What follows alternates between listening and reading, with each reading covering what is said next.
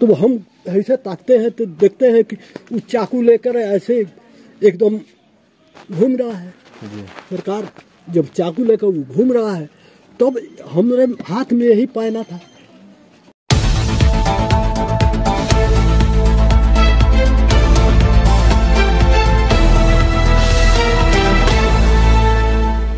नमस्कार, मैं हूं आपका दोस्त मनीष और आप देख रहे हैं बेस्ट न्यूज इंडिया। अभी मैं मौजूद हूं ये ग्राम दुबौली में और यहाँ पे एक अटेम्प्ट मर्डर केस सामने आया है। यानी एक बुजुर्ग को चाकू मार के हत्या करने की कोशिश किया गया है। तो आइए हम उनसे थोड़ी सी बात करते हैं, क्या इसमें सच्चाई है और क्यों ये हुआ है। थोड़ी सी हम उनसे जान लेते हैं कि ये मैटर क्या था और क्यों ये घटना हुआ है। और मेरे सामने यहाँ पे इस मौजूद हैं, थोड़ी सी मैं इनसे पूछताछ करूंगा कि किस तरीके से ये घटना हुआ, कैसे हुआ और कब हुआ। हाँ, क्या नाम हुआ आपका?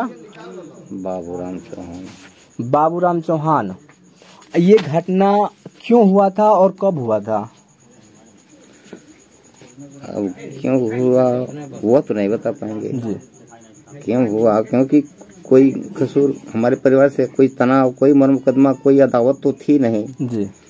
क्यों उसने ऐसा किया ये तो हम नहीं बता सकते हैं कि क्यों ऐसा उन्होंने किया। मगर ये जो घिनौना हरकत, जो जानलेवा हमला एकाएक हुआ जैसे आसमान से बिजली गिरती है जी। वहाँ 50 लोग थे, कीर्तन जगत भगत सब लोग जुटे हुए थे, कथा कीर्तन हो रही थी, हम भी प्रवचन कर रहे थे और लोगों को संबोधित कर रहे थे। बेंच पर हम लोग बैठे हुए थे। अचानक जैसे आसमान से आकाशीय बिजली गिरती है उसी तरह से वो जो है इतना बड़ा चाकू लेकर प्रहार कर दिया जी। ज्यादा गहरा जख्म है जी। डॉक्टर को यहाँ से और लखनऊ तक जो है दौड़ा दिए हैं। हम मान लीजिए कि उन्हीं लोगों के दवा के बोल वो इस समय बयान भी दे पा रहे हैं जी। अगर लापरवाही हुई होती तो हम नहीं बयान दे पाते। ये कब का घटना है? ये देखिए लगभग 11 बज रहा था। हाँ, 10-11 लगभग 11 बज रहा था दिन में। हाँ, दिन में। वो अब हमने इलाज के दौरान ये भी हमको खौफ नहीं आ रहा है कि वो दे दिए हैं तहरीर में, तो दे दिए हैं जी। वो दिन वो समय तहरीर में दे दिए हैं। वो प्रशासन कार्रवाई होगी तो वो लोग अपना उस तारीख के आधार पर कर लेंगे जी जी।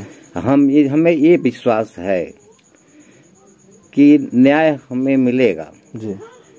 आज दोषी व्यक्ति को सजा मिलेगी, गुनाह करने वाले को एहसास कानूनी तौर पर सारे अधिकारी कराएंगे, हमें विश्वास है।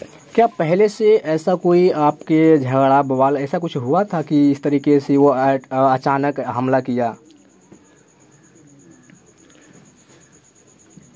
अब हम तो मान लीजिए 82 में जनप्रतिनिधि थे।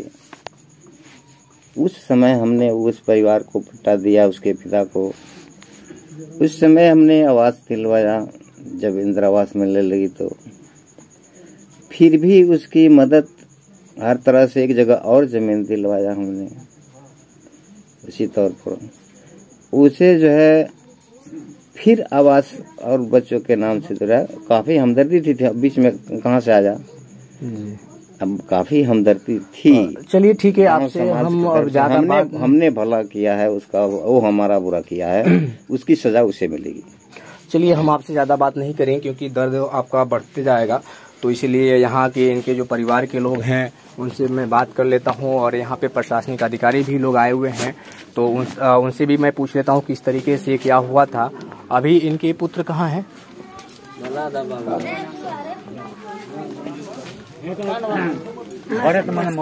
हाँ, आप हाँ बताइए क्या हुआ था, कभी इस तरीके का मैटर क्यों हो गया? उनका घर से हमारा कभी मैटर नहीं था, कौनो मैटर नहीं। वो एकदम हमारे घरे आई जाई रही जी। हमार बेटा बालो तो 5 जने परदेश रहलो।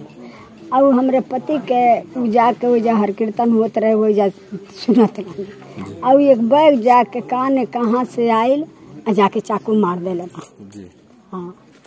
और अभी प्रशासन की तरफ से क्या उसको मुकदमा दर्ज हुआ कि नहीं हुआ, क्या कार्रवाई हुआ है कि नहीं हुआ है, आपको कुछ पता चला? अब हमारा नहीं क्या पता।